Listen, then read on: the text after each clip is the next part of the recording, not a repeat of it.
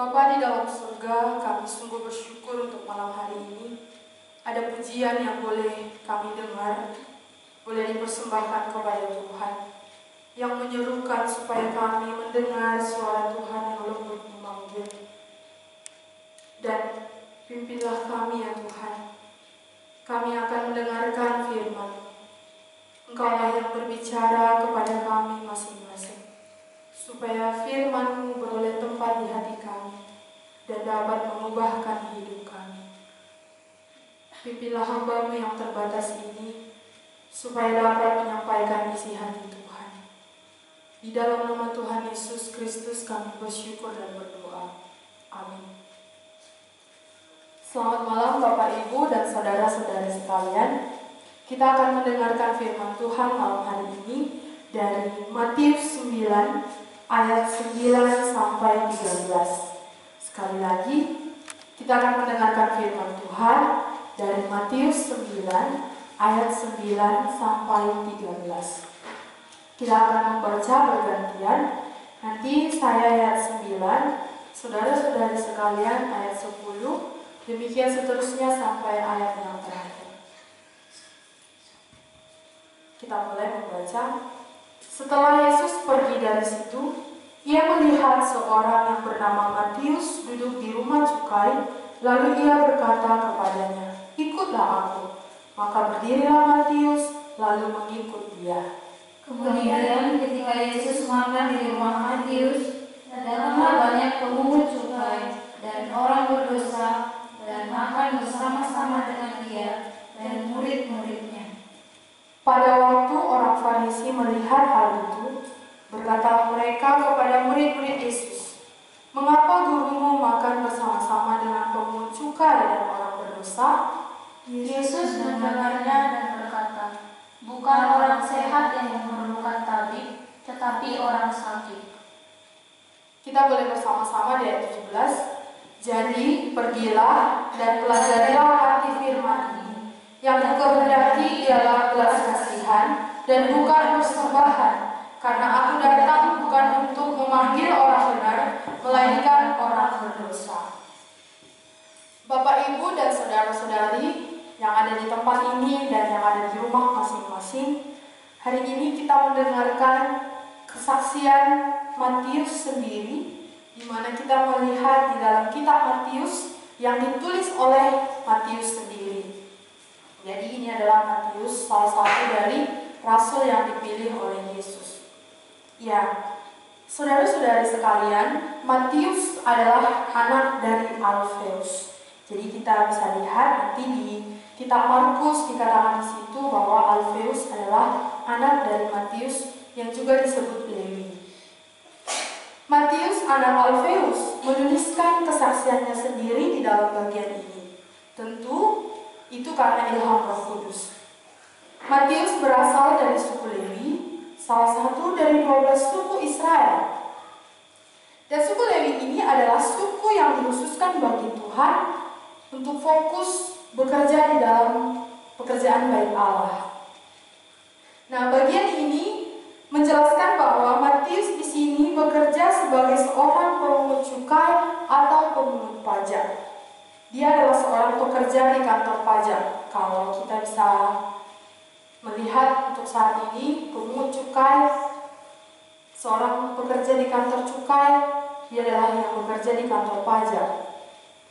Nah, dalam memahami kisah Matius ini, tentu kita melihat banyak hal yang tidak dijelaskan secara detail. Tetapi untuk memahami kisah Matius seorang pemungut cukai, kita perlu memahami bagaimana sistem perpajakan pada saat itu, pada masa mereka. Nah, jadi bangsa Yahudi dijajah oleh bangsa Romawi. Bangsa Yahudi harus membayar pajak, begitu banyak pajak. Pajak, bayar pajak ini, bayar pajak itu, dan itu pun sesuka-suka mereka. Jadi di situ ada pemaksaan. Jadi pekerjaan pemungut cukai adalah pekerjaan yang sangat dibenci oleh orang Yahudi. Jadi kalau pada saat itu mendengar pemungut pajak, mendengar pajak, orang Yahudi itu adalah hal yang sensitif gitu. Mereka memahami atau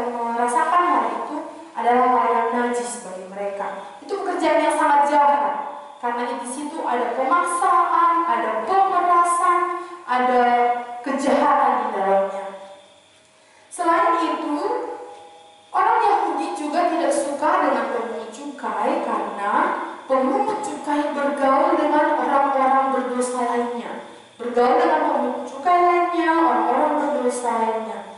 Dan bagi mereka, ya itu adalah komunitas yang bergaul dengan orang-orang kafir seperti itu. Jadi, bangsa Yahudi sangat tidak menyukai pekerjaan pemungut cukai dan mereka menentang itu. Nah, saudara-saudara sekalian, tadi sudah dijelaskan Matius atau Lewi itu adalah suku Lewi, salah satu suku Israel, orang Yahudi gitu.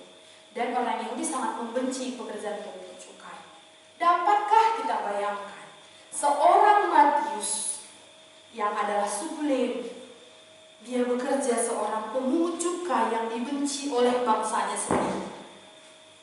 Boleh kita bayangkan sejenak bahwa itu mungkin merupakan suatu pilihan sulit bagi dia. Tapi kita akan mendengar sampai akhir. Terlepas dari tujuan Matius menjadi seorang pemungut cukai, ini pasti, ini tentunya pilihan sulit baginya, karena untuk ini Matius berani menentang budayanya, menentang agamanya, dan kemungkinan besar menentang keluarganya.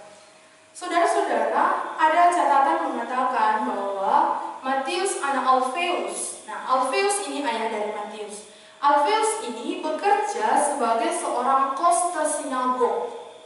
Itu catatan menulis itu bahwa ayahnya seorang Lewi yang taat beribadah, seorang yang melayani Allah.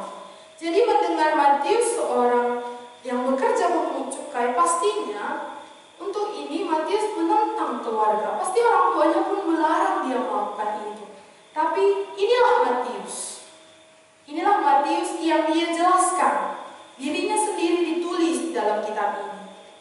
Tentu mengambil keputusan untuk bekerja sebagai pemungut cukai adalah untuk mendapatkan kekayaan, mungkin cita-cita berhasil, ataupun supaya keinginannya terpenuhi. Tetapi dengan hal ini, apakah Matius bahagia dengan kehidupannya?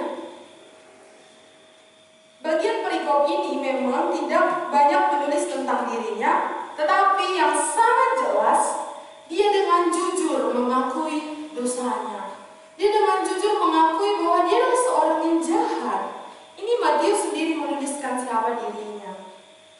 Nah, saudara-saudara, dalam perjalanan hidupnya, setelah ia bekerja di perpajakan sebagai pemungut cukai, ia sudah memiliki uang, ia sudah memiliki hal yang mungkin dia harapkan. Tetapi setelah dia kaya berhasil, dia memiliki perasaan tidak tenang. Dia memiliki perasaan gelisah dan tetap ada rasa kurang. Ia menyadari uang tidaklah segala-galanya. Uang tidak bisa memberi damai sejahtera baginya, dan uang tidak memuaskannya. Ditambah lagi dengan rasa bersalah atas perbuatan jahatnya kepada bangsanya sendiri, orang Yahudi yang memeras bangsanya sendiri. Ditambah dengan dosa-dosa lainnya yang dia perbuat yang tidak diketahui oleh orang lain. Dirinya tentu tahu bahwa dia orang berdosa, bukan orang benar.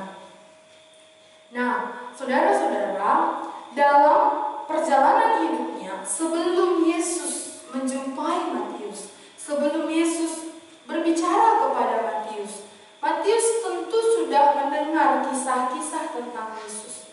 Dan perkataan yang dia dengar ketika Yesus mengatakan tentang kerajaan Allah, ketika ia dengar itu seolah-olah terjadi kepada diri, itu seolah ditujukan kepada dirinya. Dan di situ ia memahami bahwa ternyata harta dunia tidak bisa memberi kepuasan kepada dirinya. Harta dunia yang dia miliki saat itu setelah bekerja tidak bisa memuaskan keinginan hatinya yang kosong, tidak bisa memuaskan kehidupannya untuk bahagia. Jadi suatu hari Matius duduk di rumah cukai, itu yang dikatakan di ayat 9. Dia duduk di rumah cukai. Kemungkinan besar di dalam pada saat itu dia bisa memikirkan, saya sudah mendapatkan yang saya mau, saya sudah tidak punya uang. Barangkali pada saat itu Matius punya uang di kantongnya, Matius punya uang di mejanya, Matius punya uang juga di bukunya, dan barangkali juga pada saat itu di semua sudut dia punya uang. Tetapi dia memikirkan, kenapa dia masih belum merasakan kepuasan itu? Mengapa dia masih belum merasakan rasa yang dia harapkan memenuhi kegelisahan hatinya? Memikirkan bahwa apa yang sudah ia capai tidak bisa menenangkan hatinya yang gelisah, tidak bisa memuaskan kekosongan hatinya. Ia juga barangkali memikirkan seandainya ia bisa setiap hari mendengarkan perkataan Yesus yang indah. Kenapa? Karena dalam kisah Matius ini, dia merasakan ketertekanan yang berat. Kenapa saya katakan ketertekanan yang berat, saudara-saudara sekalian?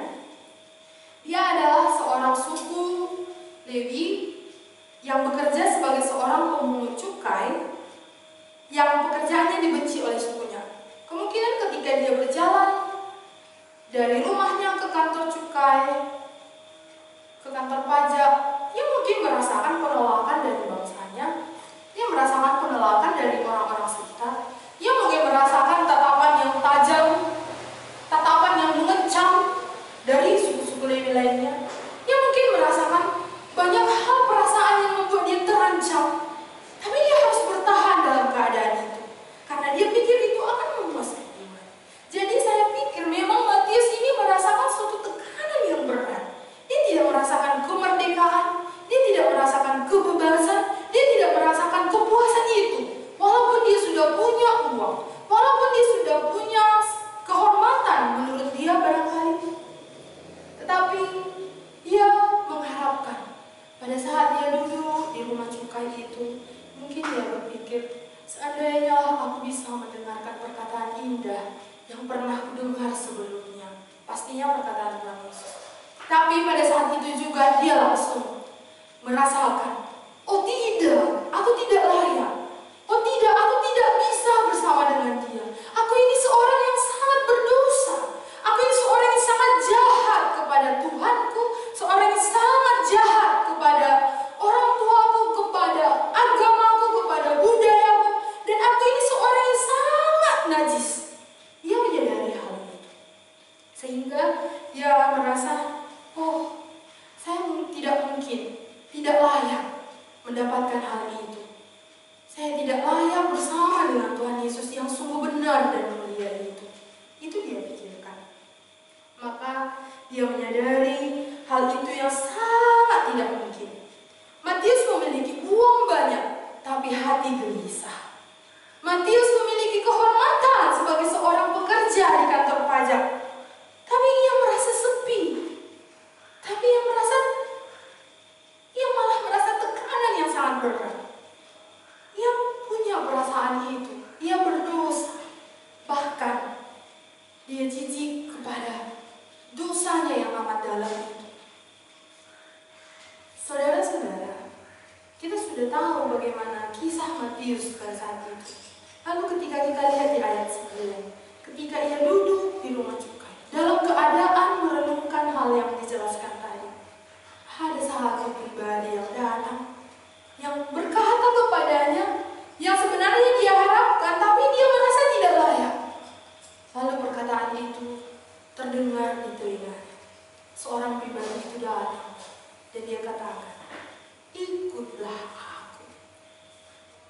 Saudara-saudara, bisakah membayangkan seorang yang sangat memiliki hati yang sangat hancur, merasa berdosa, merasa tekanan yang berat, merasa tidak layak.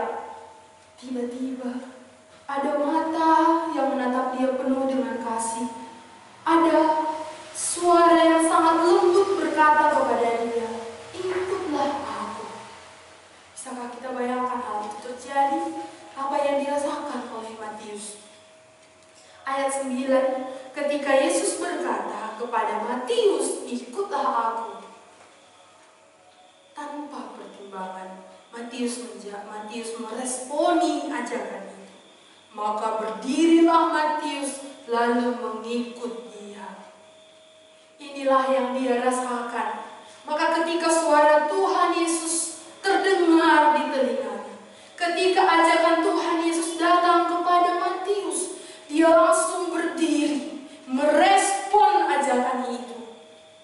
Satu ajakan yang membawa dia meninggalkan kehidupannya yang lama dan memasuki suatu kehidupan yang baru, mengikut Tuhan.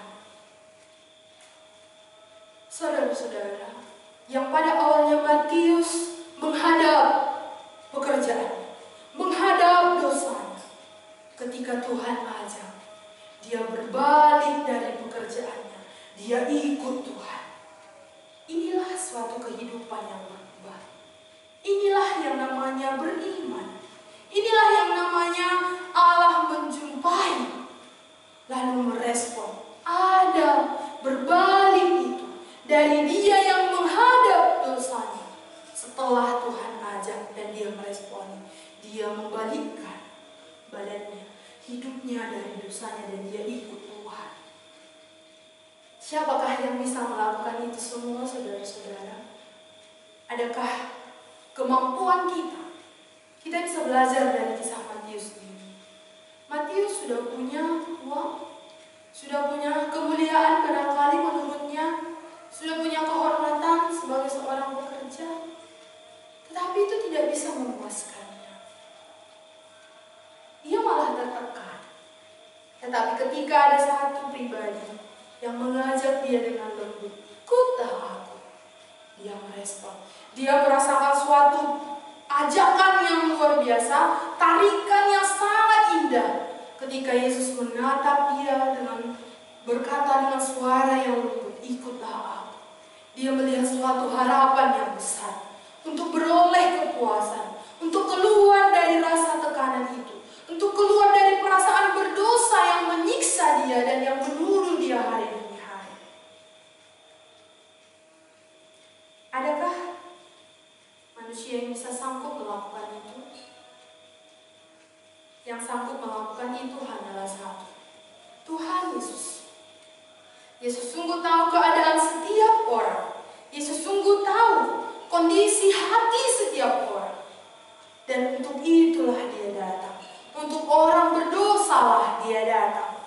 Maka ketika perjalanan dia, setelah dia meresponi ajakan Tuhan, lalu dia ada persekutuan hubungan bersama dengan Tuhan Yesus, banyak orang yang mencela, banyak orang yang bersungut-sungut, banyak orang yang berkata-kata yang mengatakan, kenapa Tuhan Yesus bersama-sama dengan orang berdosa? Kenapa Tuhan Yesus bersama-sama dengan pemungut cukai?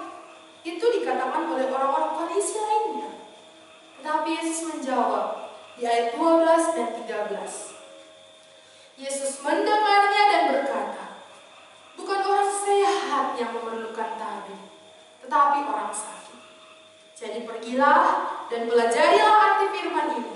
Yang kukehendaki ialah belas kasihan dan bukan persembahan. Karena aku datang bukan untuk memanggil orang benar, melainkan orang berdosa. Seorang yang merasa dirinya berdosa, untuk dialah Tuhan Yesus datang. Seorang yang merasa dirinya tidak layak, untuk dialah Tuhan Yesus datang. Seorang yang merasa dirinya benar, Yesus datang bukan untuknya. Karena firman Tuhan berkata, Yesus datang untuk orang berdosa, bukan untuk orang benar. Saudara-saudara sekalian, Matius mengikut Tuhan Yesus. Ia meninggalkan kehidupannya yang lama penuh siksaan. Lalu dia memasuki suatu kehidupan yang baru bersama dengan Tuhan Yesus. Lalu bagaimana dengan kita? Bagaimana dengan saudara yang saat ini mendengarkan berita ini? Apakah saudara merasa tertekan?